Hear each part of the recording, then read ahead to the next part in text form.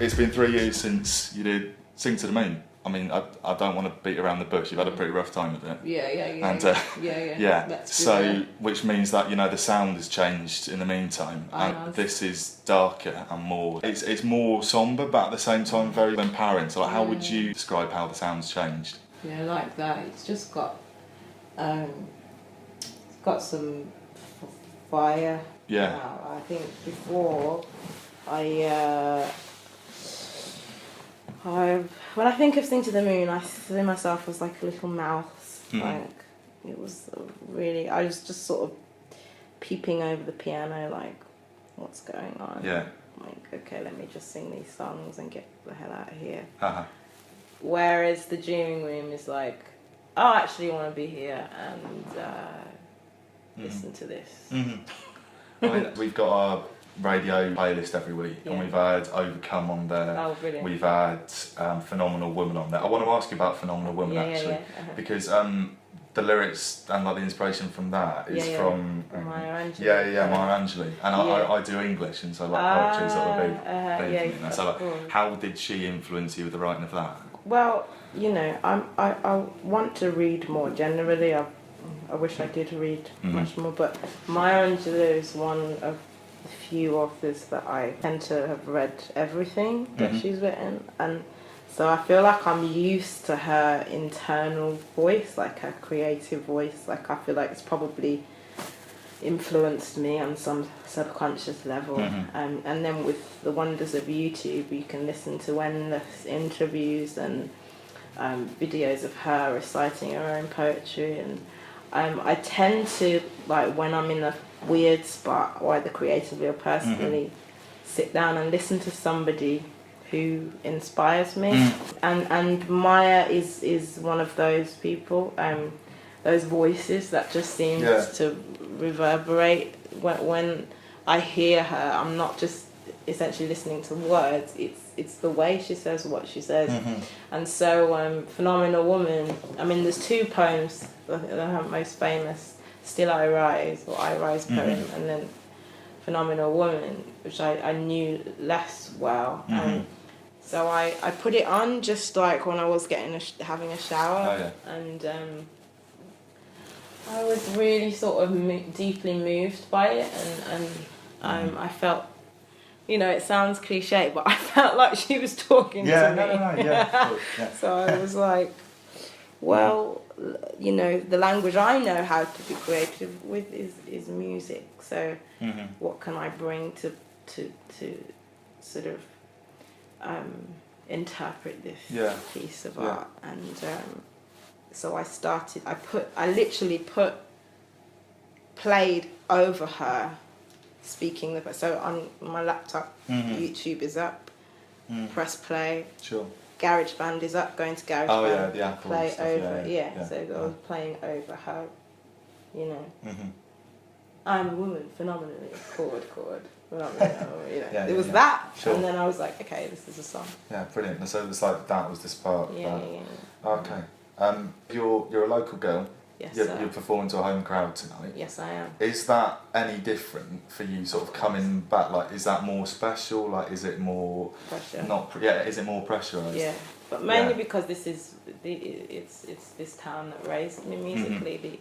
Here are some of my biggest musical inspirations, or teachers, literal teachers. Because you're at the conservatoire. That's right. Yeah. I know a couple of people will be out tonight, people that I studied with. Yeah. And it's one thing watching from afar, like, oh yeah, saw you on TV, saw you on whatever. But, you know, there's nowhere to hide in a live performance. That's it. So it's not a thing of whether it's good or not. It's more like I just always want people to get it, to connect with it. Like, I hate the kind of I saw it, it was and it sort of washes over. Oh God, I'd rather someone say, she's so shit. Yeah, because that way they've got like a response. You didn't get it. It's cool, man. Because that's one thing that's said about you, in that when you, I mean, this is just, you know, from what, because I've never seen you like a win tonight, but apparently you do have that connection with people. It feels like you're singing to them, You know? And that's for me that's all I really have. Like, I've faced it a long time ago when the pop band Eternal came out, that I'm not a pop singer as much as I would want to be. Mm-hmm. I put on my khaki pants and my cat boots and the hats and all of that. You know, I'm just, obviously that's not what all kids wear today, but you know, I'm just not that. What I have is my heart and mind, and musically I have a hunger to always make music that I find interesting.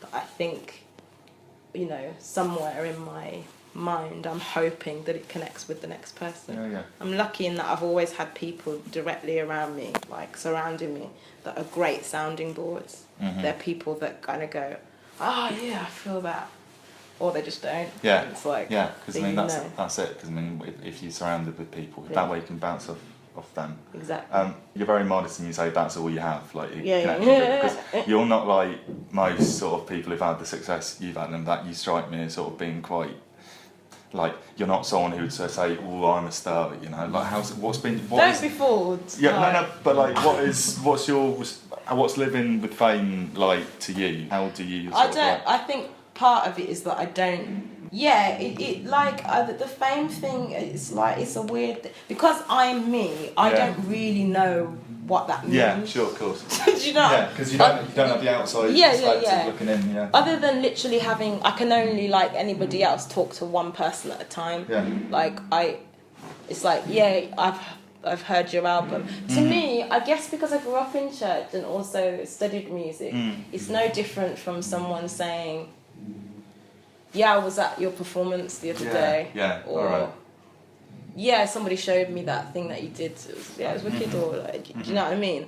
I think the thing when it gets a bit weird is, I'd say TV land is a bit like... Yeah, all right. Because, I've seen you on... the first time I saw it was on Jules Holland. And you know, that is very glam, you know, because he goes around with his cameras and it's all a bit sort of it's the moment, it's like... And I have to say, that's the most musical of those moments. So you can imagine, you know, TV is what makes it a bit of a distorted experience. But, you know, I enjoy making music. That's what I focus on. And luckily I've got people around me who just want to make music, and everything else they're just oblivious to, you know. Just as a sort of a throwaway thing maybe to finish on, I was in preparation for this, because I was bricking it, I was like, God, I better read up on like some other interviews you've done. I was reading, I think you were in Manchester the other day, and some wine got knocked over in the front row, and it was over someone that you used to teach. Yes. So that's brilliant. So I mean, that just sort of really from Moseley. So that just sort of emphasises to me like the connection you do have with